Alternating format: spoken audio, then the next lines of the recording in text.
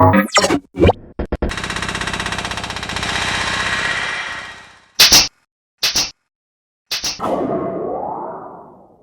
is my distinct pleasure to really kick off episode 9, where we get to present the Newsweek Momentum Award winners.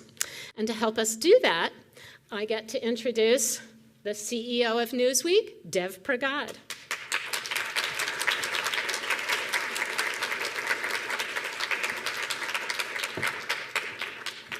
Thank you, Ellen.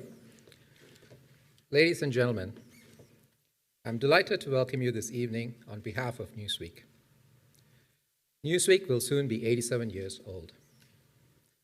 It's a storied, iconic brand that's covered some of the world's leading news and events over 9 decades. All of us representing Newsweek here are incredibly proud of that heritage. And yet today, we are here because Newsweek had to successfully embrace technology and the disruption it brings. Newsweek was predominantly a print magazine. With the relentless rise of digital, Newsweek had to adapt or die. Newsweek rose to the challenge successfully, and today, we boast over 55 million readers on a monthly basis across all digital platforms, reaching arguably more eyeballs than Newsweek ever did in its long and cherished history. Keeping up with this pioneering and innovative spirit, we have given ourselves a new mission. We call it Newsweek Next. Society needs good journalism, not just to make sense of the present, but to provide a thoughtful and carefully curated view of the dramatic changes brought by technology. This evening's recognition of the Momentum Awards is an example of how Newsweek plans to fulfill that mission. Each of our winners has, in the view of our editorial team and our distinguished experts of our council, used technology and ideas of tomorrow to solve problems that seem intractable today. Tonight, we recognize remarkable leaders who are propelling the world towards an environmentally sustainable, socially equitable, and economically viable future. The impact of their work will make headlines tomorrow. That's why we want to tell their stories today. This evening would not have been possible without the generous support of our friends at Georgia Tech, especially Deborah Lamb, Director of Smart Inclusive Innovation Initiative, and Professor Ellen Durham-Jones, Director of MS in Urban Design. We are also deeply grateful to the members of the Newsweek Momentum Awards Council, some of whom are here today. Thank you for your time and counsel. And finally, thanks to every one of you who are here to represent, support, and learn from our honorees. Tonight is their night. And to introduce them now, I invite Nancy Cooper, Newsweek's Global Editor-in-Chief.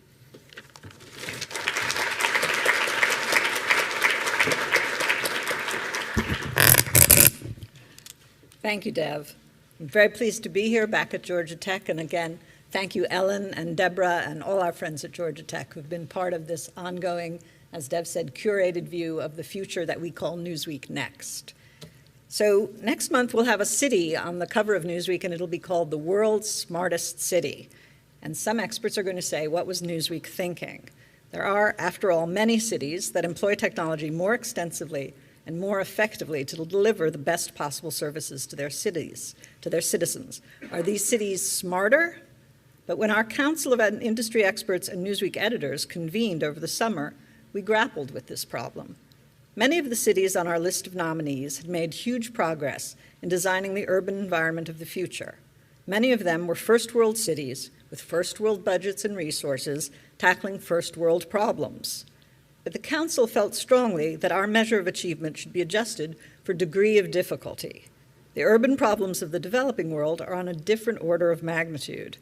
For example, one of our contenders, that we'll be calling the City of Tomorrow, was building an entire ecosystem to help disabled people commute. That wouldn't sound like a technological innovation in 21st century New York or Oslo. But in Freetown, Sierra Leone, where tens of thousands of people have had limbs cut off in a brutal voter suppression drive during the Civil War, that's transformative. And that's why Newsweek will feature Freetown as a city to watch in our awards issue next month. Our smartest city has already undergone an impressive transformation. A couple of decades ago, it was considered the most dangerous city in the world. Since then, city leaders have embraced technology and responsive governments through a series of projects including smart electrical grids, smart meters throughout the city, free internet for more than 340,000 citizens, and free workshops in low-income communities to improve digital literacy. This transformation, in incredibly trying circumstances, is why the Council decided to name Medellín, Colombia, as the smartest city in the world. And I want to welcome, thank you. I want to welcome the Deputy Consul of Colombia, Juan Tellez, to accept our award.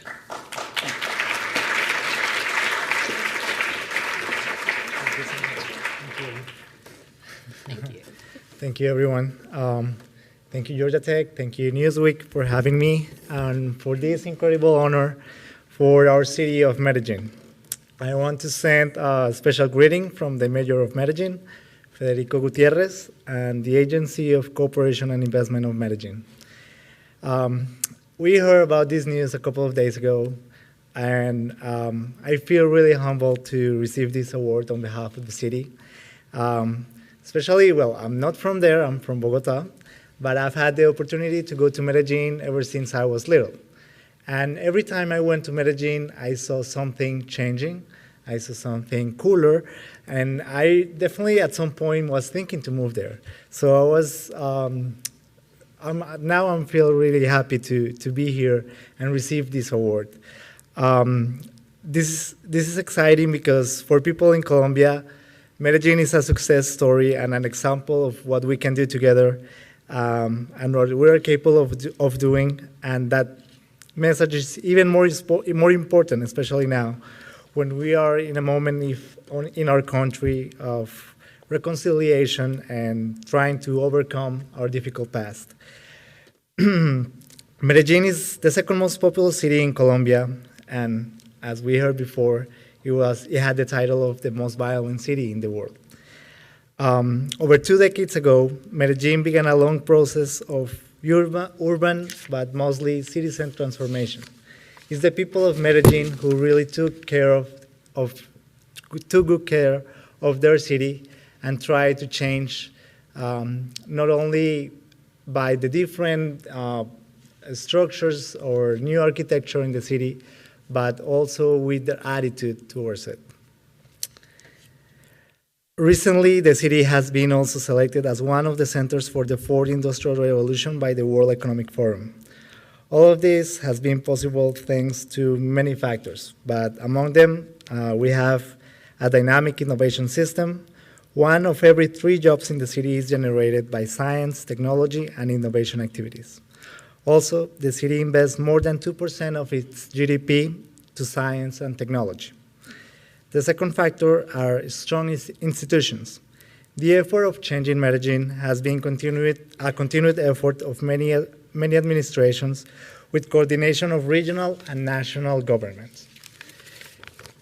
This has changed the city through significant steps, such as the investment in public spaces, public transportation, and investment in civic culture. Also, the city has spaces such as the university, public and private sector board, and the public conglomerate of the Medellín's mayor's office to discuss I&D policies to improve competitivity. The third factor is, of course, the people. Medellín has the 3rd most qualified workforce in South America. The greatest number of professionals in Medellín corresponds to systems engineering and telematics careers, and 9 out of 100 graduates of the region of Antioquia corresponds to careers related to Industry 4.0.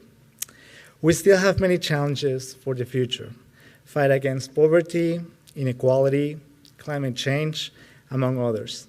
But we believe that all these efforts are the seeds to create solutions for a better tomorrow for the citizens of the city, and that motivates us not only to do better in Medellín, but in all Colombia.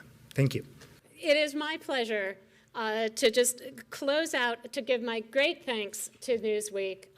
This, I think, was just a fantastic evening. I'm delighted that we got to see so many different kinds of work that I think are advancing incredibly the way that we're going. And I want to thank Deborah Lamb, who really had so much more to do with this than what anyone, than the presence she did not have on stage. So thank you.